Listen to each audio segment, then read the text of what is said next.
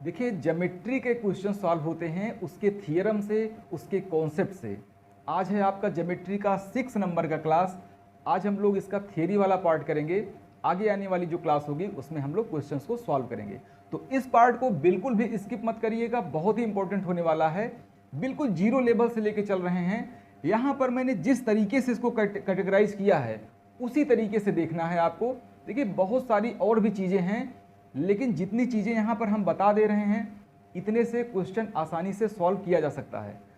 तो देखिए, सबसे पहला हेडिंग है ट्रायंगल या त्रिभुज। त्रिभुज क्या होता है? A figure bounded by 3 sides called triangle.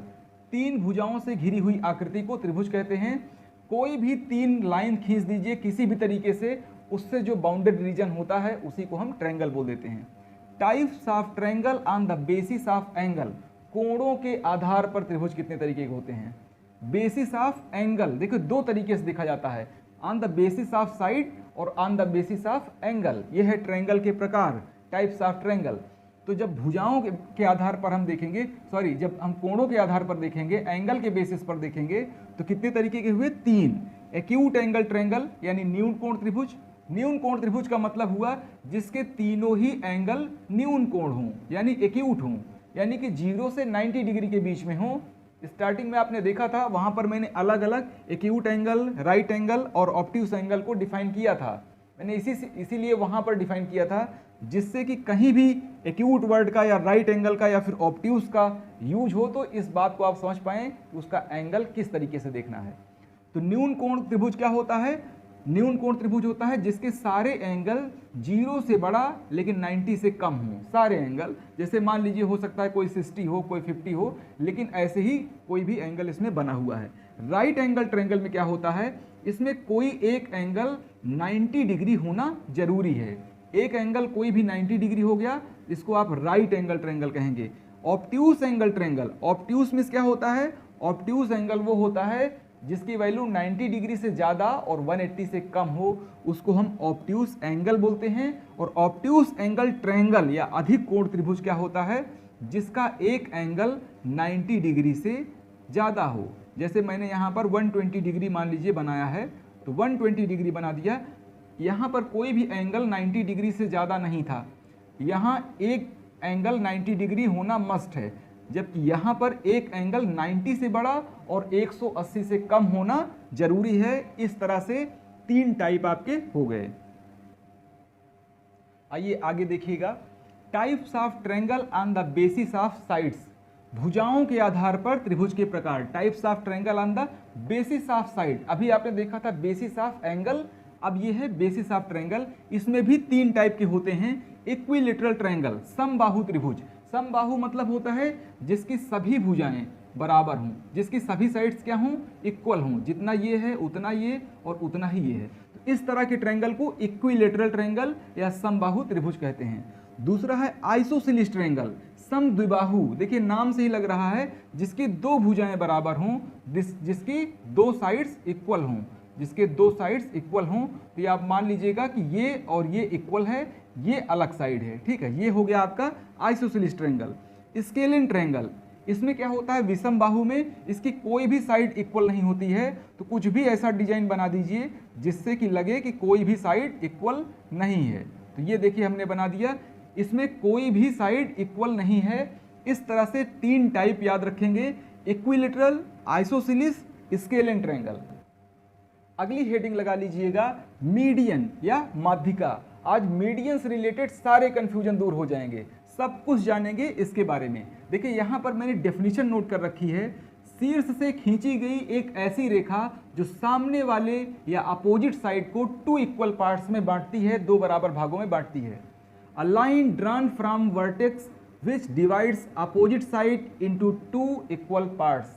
जैसे मान लीजिए मैं एक ट्रायंगल यहाँ पर बना दे रहा हूँ, ठीक है, ये हो गया। ये और ये और ये तीनों क्या हैं? वर्टेक्स हैं। जहां पर 2 या 2 से ज्यादा लाइनें आपस में मिलती हैं उसको क्या बोलते हैं? शीर्ष बोलते हैं, वर्टेक्स कहते हैं। तो किसी एक ट्रायंगल में कितने शीर्ष हुए? 3 शीर्ष हुए, इसमें 3 वर्टेक्स हैं। तो मान लीजिए कि इस वर्टेक्स को इसके अपोजिट साइड में मैं एक लाइन ड्रा कर दिया। अब अगर ये लाइन 2 इक्वल पार्ट्स में बंट गई और इसका नाम हो गया ए बी सी, इसका नाम डी है, तो हो गया आपका B D is equal to D C.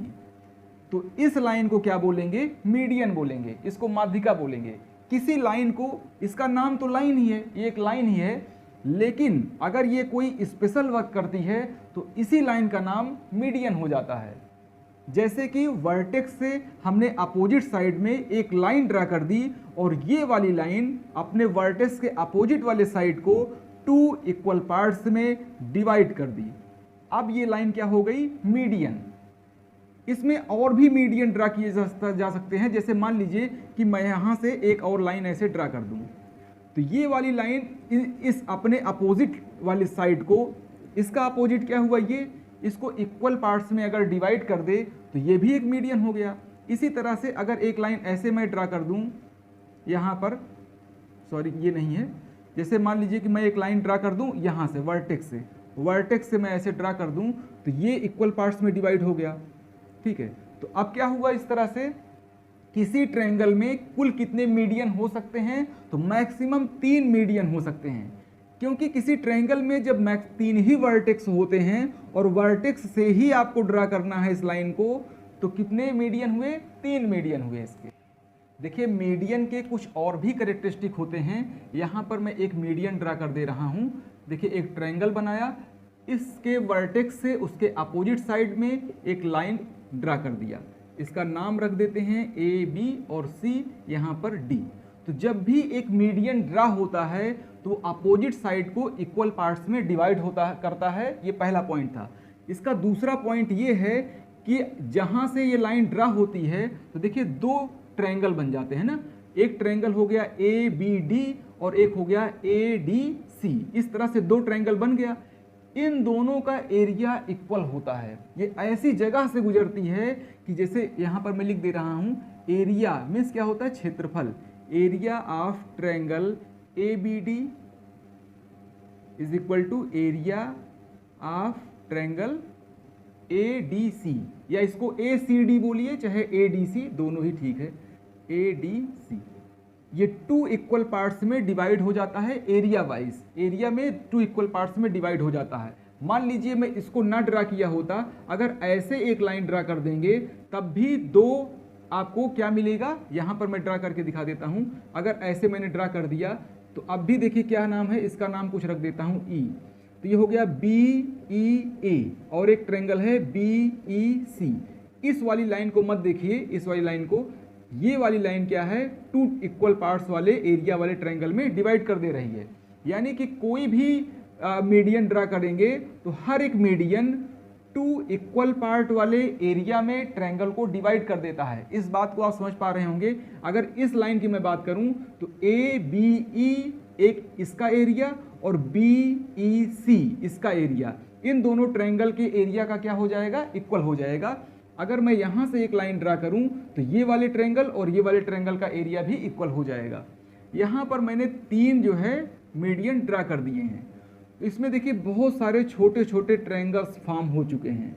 तो बहुत सारे छोटे छोटे ट्रायंगल फॉर्म हो चुके हैं। इसका नाम मैं एरिया A1 मान लेता हूँ। इस छोटे वाले ट्रायंगल का नाम एरिया A1, इसका नाम है एरिया A2, मैंने इसका क्षेत्रफल।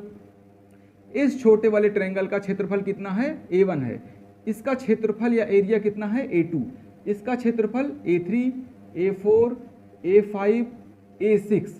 छोटे छोटे क्षेत्रफलों में ये एरिया में डिवाइड हो चुका है। तो अगर हम तीनों मीडियन ड्रा कर दें तो कई जो है कितने बन जाते हैं? कुल 6 पार्ट्स इसके बन जाते हैं। ये जो 6 ट्रायंगल हैं इन सभी का जितना भी एरिया होगा ये सभी इक्वल होगा। यानी कि A1 is equal to A2 is equal to A3 is equal to A4 is equal to A5 A6। ये A1 क्या है? ये इस छोटे वाले त्रिभुज का क्षेत्रफल या इस छोटे वाले त्रिभुज का एरिया है। इसी तरह से सभी का, ठीक है। तो सभी का एरिया, जितने छोटे वाले ट्रायंगल बन रहे हैं इन सभी का एरिया इक्वल होता है अगर हम 3 मीडियन ड्रा कर दें तो। और अगर हम सिंगल मीडियन ड्रा करते हैं, जैसे मान लीजिए मैं और भी करके दिखा देता हूं। ऐसे मैंने बनाया, अब यहां से मैंने अगर एक ड्रा कर दिया तो देखिए ये वाले एरिया और ये वाला एरिया क्या होगा? सेम होगा। इसी तरह से अगर कोई दूसरा मैं बना दूं यहाँ पर ऐसे, तो क्या होगा, ये वाला एरिया और ये वाला एरिया इक्वल होगा। यानी कि मीडियन क्या करती है, टू इक्वल एरिया वाले ट्रायंगल्स में पूरे ट्रायंगल को डिवाइड कर देती है। अभी आपने देखा कि अगर किसी ट्रायंगल में, त्रिभुज में एक मीडियन अगर ड्रा किया जाए तो टू इक्वल एरिया वाले ट्रायंगल्स में डिवाइड हो जाता है। इसके अलावा किसी ट्रायंगल में 3 मीडियन मैक्सिमम ड्रा किए जा सकते हैं। अगर तीनों ही मीडियन, तीनों ही माध्यिकाएं अगर बना दी जाएं तो छोटे छोटे 6 ट्रायंगल्स में वो बंट जाती हैं और उन सभी का एरिया, उन सभी का क्षेत्रफल बराबर होता है। इसके अलावा मैं यहाँ पर दिखाता हूँ, एक और बना ले रहा हूँ डायग्राम। देखिए यहाँ पर मैंने 3 मीडियन ड्रा कर दिया है, इसमें मैंने 3 मीडियन ड्रा कर दिया है। जहां पर ये मीडियन आपस में कट होती हैं उसको हम G से डिनोट करते हैं और इसका नाम होता है सेंट्रॉयड। हिंदी में इसको केंद्रक बोलते हैं। किसको बोलते हैं, जहां पर मीडियन इंटरसेक्ट करती हैं। अगर इसको मैं A बोल दूं, इसको D बोल दूं, तो AG और GD के बीच में 2:1 का रेशियो हो जाता है। AG ratio GD is equal to 2:1। यानी कि अगर AG की लेंथ 2 सेंटीमीटर है तो GD की लेंथ कितनी हो जाएगी, केवल 1 सेंटीमीटर। अगर AG की लेंथ 4 सेंटीमीटर है तो GD की लेंथ हो जाएगी 2 सेंटीमीटर। इसी तरह से AG की लेंथ अगर 10 सेंटीमीटर है तो GD की लेंथ कितनी होगी, 5 सेंटीमीटर। 2:1 में होने का मतलब ये है कि जितना ये होगा उसका ठीक डबल ये हो जाएगा। ऐसा हमेशा होता है, ट्रायंगल चाहे कोई भी हो, कोई भी प्रकार का त्रिभुज हो, अगर आपने मीडियन ड्रा कर दिया है, ठीक है, अगर आपने मीडियन ड्रा कर दिया है और सेंट्रॉयड आपको मिल चुका है तो जहां पर सेंट्रॉयड मिलता है वहां पर 2:1 का रेशियो बनता है। इसी तरह से अगर इस मीडियन के बारे में बात करूं तो ये भी 2:1 के रेशियो में है। अगर इसकी बात करूं तो ये भी 2:1 के रेशियो में है। देखिए वर्टेक्स की तरफ, शीर्ष की तरफ जो है यहाँ पर उल्टा हो गया, ये 2 है और सॉरी ये 1 है और ये वाला 2 है। वर्टेक्स के साइड में जिधर वर्टेक्स है उधर 2 होता है और नीचे की तरफ 1। यहाँ पर देखिए साफ साफ देखने में भी लग रहा है ये लेंथ जो है, लेंथ इसकी ज़्यादा है और इसकी छोटी है, इसकी भी लेंथ ज़्यादा है, इसकी कम है। तो जिधर वर्टेक्स है, जिधर शीर्ष है, उस साइड में इस सेंट्रॉयड से ऊपर की तरफ देखेंगे तो 2 और नीचे 1। इस तरह से याद रख सकते हैं AG और GD का रेशियो कितना हो जाएगा, 2:1। इसके अलावा आपको देखिए यहाँ पर सेंट्रॉयड तो मिल ही चुका है ना। सेंट्रॉयड मान लेता हूँ एक ट्रायंगल है, इसमें आपने मीडियन बनाया होगा और मीडियन बना करके एक सेंट्रॉयड आपको मिल चुका है। तो अगर सेंट्रॉयड मिल चुका है, इस सेंट्रॉयड को अगर इस वर्टेक्स से मिला देंगे ऐसे तो 3 ट्रायंगल्स में ये डिवाइड हो जाएगा। इसका नाम है A1, इसका नाम है A2, इसका नाम है A3। यानी इस वाले ट्रायंगल का एरिया या क्षेत्रफल A1 है, इस वाले ट्रायंगल के क्षेत्रफल कितना है, A2 है। कोई ना कोई तो नाम देना था, चाहे आप इसको A B C इस तरह से करके नाम दे दीजिए और चाहे A1 A2 में करके हम डिवाइड कर दिए हैं। तो यहाँ पर A2 और इस वाले ट्रायंगल का, इस वाले त्रिभुज का क्षेत्रफल कितना है, A3 है। ये तीनों ही एरिया भी इक्वल होते हैं।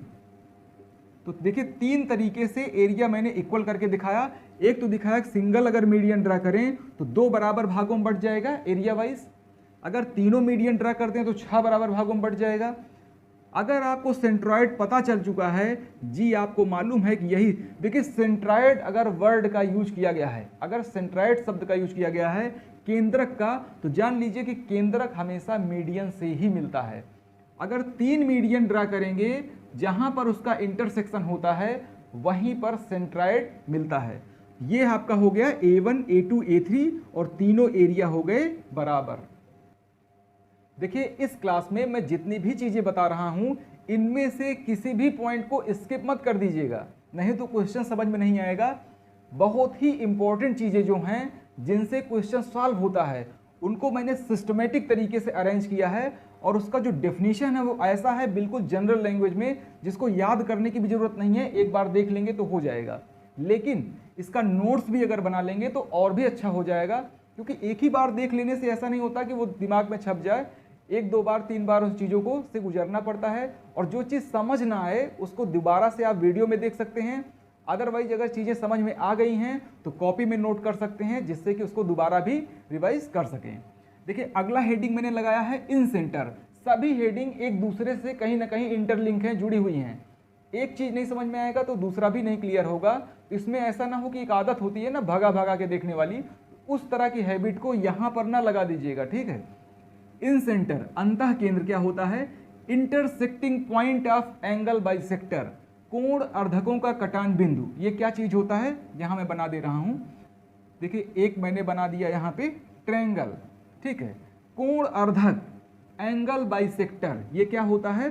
देखिए कोई भी ऐसी लाइन में ड्रा करूं, अगर एक लाइन में ऐसी ड्रा करूं जो एंगल को, इस एंगल को मान लीजिए इसका नाम ए है, तो इसको 2 इक्वल पार्ट्स में डिवाइड कर दे। मान लीजिए कि ये 30 हो ना, तो ये भी 30 होना चाहिए। अगर ये 45 तो ये भी 45, मतलब जो भी हो, जितना भी एंगल आ रहा हो, इक्वल एंगल्स में डिवाइड होना चाहिए। इसी को कोण अर्धक, इस लाइन को इसी लाइन ने तो इसको इक्वल पार्ट्स में डिवाइड किया है। लाइन के कारण ही 2 इक्वल पार्ट्स में डिवाइड हुआ है, तो इस लाइन को कोण अर्धक या फिर एंगल बाइसेक्टर कहते हैं। इधर से भी ऐसे ही एक एंगल बाइसेक्टर ड्रा कर दीजिए, ये भी इक्वल पार्ट्स में डिवाइड हो जा रहा है। देखिए केवल 2 ही लाइन ड्रा कर देने से आपका ये पॉइंट मिल जाता है। तीसरा भी अगर ड्रा करना चाहें तो कर सकते हैं, इससे आपका ये वाला एंगल और ये वाला एंगल सेम हो जाएगा। इस लाइन को क्या बोलेंगे?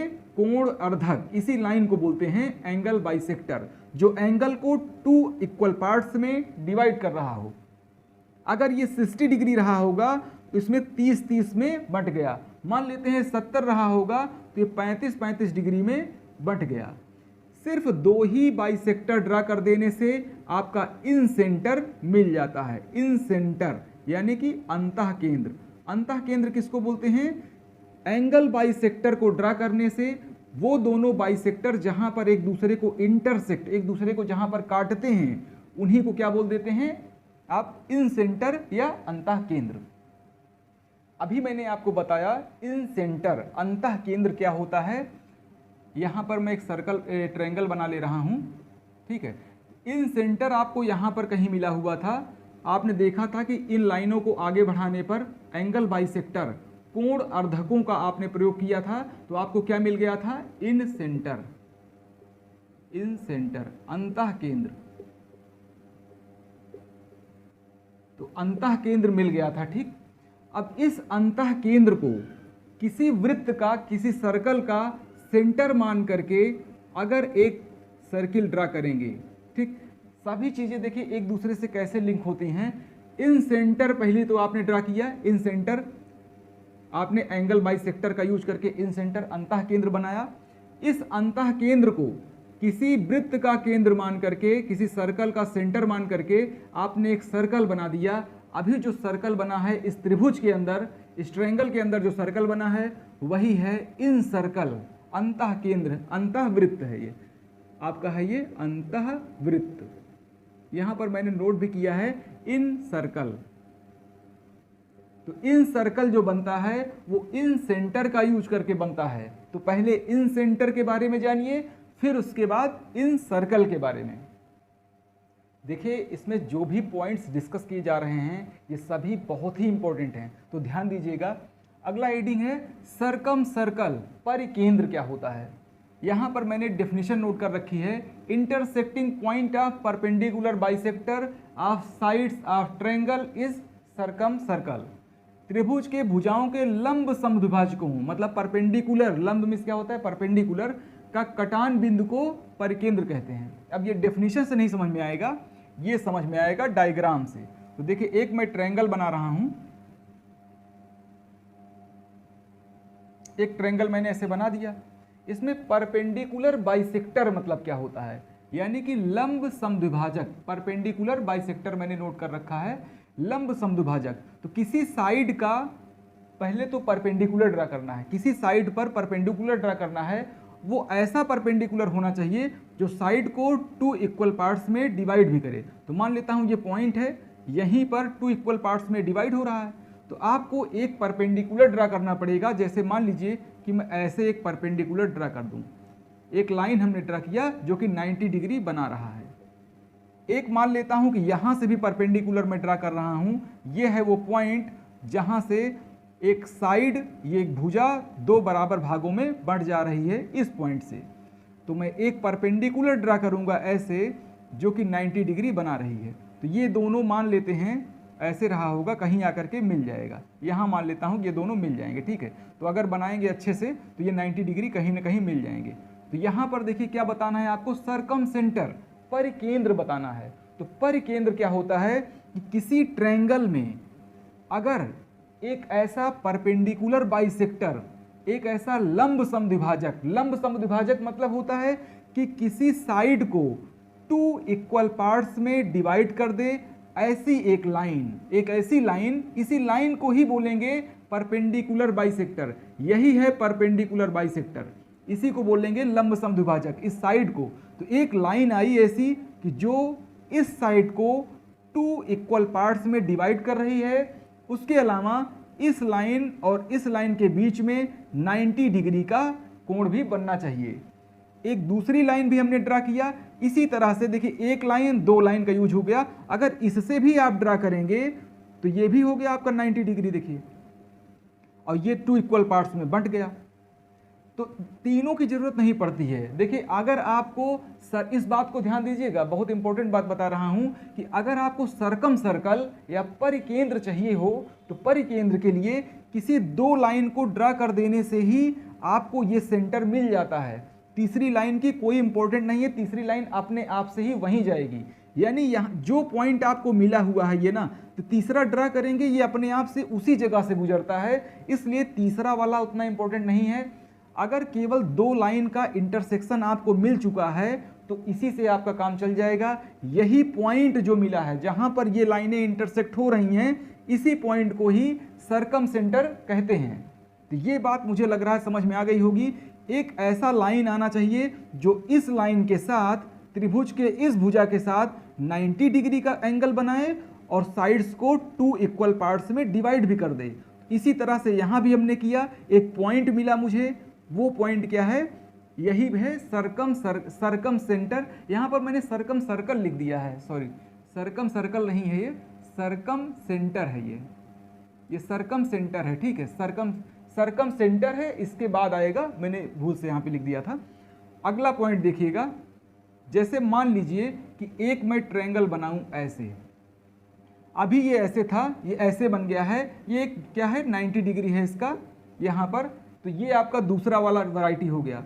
इसमें कैसे बनाएंगे, इस साइड का परपेंडिकुलर बाइसेक्टर कैसे बनाएंगे। तो मान लेता हूं कि ये वो पॉइंट है जहां पर दोनों लाइनें, ये लाइनें आपस में 2 पार्ट्स में डिवाइड हो रही हैं। एक लाइन ऐसी आती है, एक लाइन ऐसी आती है जो इस लाइन से 90 डिग्री का एंगल बनाती है, ये वाला हो गया। एक लाइन क्या है, यही है आपका परपेंडिकुलर बाइसेक्टर जो इस साइड को 2 इक्वल पार्ट्स में बांट रही है और 90 डिग्री भी है। अब अगली लाइन जो बनाएंगे आप, यहां से मान लेता हूं कि ये है पॉइंट, यहां से 2 इक्वल पार्ट्स में डिवाइड हो रही है। तो इस पॉइंट से अगर 90 डिग्री ड्रा करेंगे तो देखिए 90 डिग्री जो आपका ड्रा होगा वो इसी से जाएगा। यहां पर देखिए जो आपका सरकम सेंटर था या परिकेंद्र था वो ट्रायंगल के अंदर था, त्रिभुज के अंदर था। लेकिन इस तरह का कोई अगर ट्रायंगल हो जिसमें एक एंगल 90 डिग्री होती है, राइट एंगल ट्रायंगल इसको बोलते हैं ना, राइट एंगल ट्रायंगल, समकोण त्रिभुज। तो समकोण त्रिभुज अगर आपको कोई मिल जाए तो उसका जो सेंटर होता है, सरकम सेंटर होता है, वो इसी डायगोनल पर होता है, इसके कर्ण पर होता है। इसीलिए मैंने ये वाला डायग्राम बनाया। इसके अलावा एक डायग्राम और मैं बनाना चाहता हूं। देखिए अगर मान लीजिए कोई ट्रायंगल ऐसा हो, यहाँ पर देख पा रहे हैं, यहाँ पे छोटा ही डायग्राम मैं बना दे रहा हूँ। एक ट्रायंगल मान लेता हूँ ऐसे है, ठीक है, छोटा बना रहा हूँ, और इसमें एक एंगल क्या है, अधिक कोण है, 120 डिग्री है, ऑब्ट्यूस है। अगर एक एंगल ऑब्ट्यूस है, अब देखिए अगर इस पर 90 डिग्री बनाएंगे ना तो ये ऐसे हो जाएगा, 90 डिग्री ये हो गया, और इसका अगर 90 डिग्री बनाएंगे ना तो ये हो जाएगा ऐसे। भाई आपको 90 डिग्री बनाना है तो अगर मैं सीधी लाइन, अगर मैं अंदर की तरफ बनाता हूं तो 90 डिग्री बनेगा ही नहीं कभी। अपने कॉपी बना के देखिएगा, 90 डिग्री बनाना है इस लाइन और इस लाइन के बीच में तो ऐसे हो जाएगा, और इस वाली लाइन पे 90 डिग्री बनाना है तो ऐसे हो जाएगा। तो ये दोनों इक्वल पार्ट्स में बट गए और ये वाले दोनों इक्वल पार्ट्स में बट गए। यहाँ पर आपको सर्कम सेंटर मिला हुआ है, यानी कि ये सेंटर क्या है, पूरे ट्रायंगल से ही बाहर है। सर्कम सेंटर में देखिए 3 कंडीशन मैंने बताया। पहले वाला कोई नॉर्मल ट्रायंगल हो, अगर ये कोई जरूरी नहीं कि इक्विलेटरल होगा, कुछ भी होगा, लेकिन इसमें 90 डिग्री ड्रा करने पे अंदर आ रहा है सेंटर। इसमें आपका जो है इस पे आ रहा है कर्ण पर, हाइपोटेनस पे, ठीक है। और इसमें क्या है कि पूरे ट्रायंगल से ही बाहर हो जा रहा है अगर एंगल 90 डिग्री से ज़्यादा है, यानी अधिक कोण त्रिभुज है, ऑब्ट्यूज। अगली हेडिंग डाल लीजिएगा सर्कम सर्कल। इसके पहले मैंने मिस्टेक से लिख दिया था ना सर्कल, वो अभी लिखना था, वो पहले मैंने लिख दिया था। तो सर्कम सर्कल क्या होता है, परिवृत्त है। देखिए परिवृत्त परिकेंद्र पर ही बनता है, मतलब सर्कम सर्कल जो है सर्कम सेंटर पे ही बनता है, इसीलिए मैंने इस डायग्राम को भी हटाया नहीं है। देखिए ये वाला सेंटर, तो आपको एक और बात अभी मैंने जो है, मुझे अभी याद आ रहा है, ये मैंने डायगोनल बोल दिया था इसको, ये आपका हाइपोटेनस होता है ना, मैंने मिस्टेक से बोल दिया। ये चीज़ आपको जानना चाहिए खुद भी कि इसका कम से कम नाम क्या होता है। इसका नाम क्या है, कर्ण बोलते हैं हिंदी में, इसको हाइपोटेनस कहते हैं, हाइपोटेनस। अभी मुझे दिमाग में आया कि मैंने इसको डायगोनल बोल दिया था, तो ये हाइपोटेनस है, ये वाली लाइन, ठीक है, यहाँ पर जिसमें जो है क्या होता है, राइट एंगल ट्रायंगल होता है। तो सर्कम सर्कल या परिवृत्त किसको बोलते हैं, सबसे पहले किसी त्रिभुज में, किसी ट्रायंगल में आपको ड्रा करना पड़ेगा सर्कम सेंटर। इसी मेथड से सर्कम सेंटर मान लीजिए कि आपने ड्रा कर लिया है, तो अब इसको चाहें तो आप हटा सकते हैं। अब क्या करिए कि किसी वृत्त का इसको केंद्र मान लीजिए, सर्कल का सेंटर मान लीजिए और एक सर्कल ड्रा कर दीजिए ऐसे। अब जो मिला हुआ है ये सर्कल आपको जो मिली हुई है, यही आपका सर्कम, यही चीज़ है, क्या है, सर्कम सर्कल है। यहाँ से मैं कनेक्ट कर दे रहा हूँ ये, तो ये चीज़ हो गया आपका परिवृत्त। परिवृत्त कैसे बनता है, परिकेंद्र से परिवृत्त बनता है, यानी कि इन जो सेंटर होता है, सर्कम सेंटर जो होता है आपका, सर्कम सेंटर से ही सर्कम सर्कल बनता है, ठीक। इसमें क्या है, ये सेंटर है, ये वाला, तो ये सेंटर है, तो ये इसका केंद्र हो जाएगा। तो आपका जो सर्किल बनेगा वो कुछ ऐसा बनेगा भाई, ये वाले टच होने चाहिए।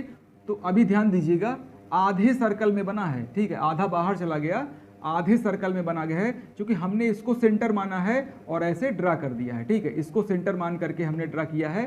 तो ये वाला आपका सेंटर हो गया, ये आपका सर्कम सेंटर है, और ये सर्किल क्या है, सर्कम सर्किल है।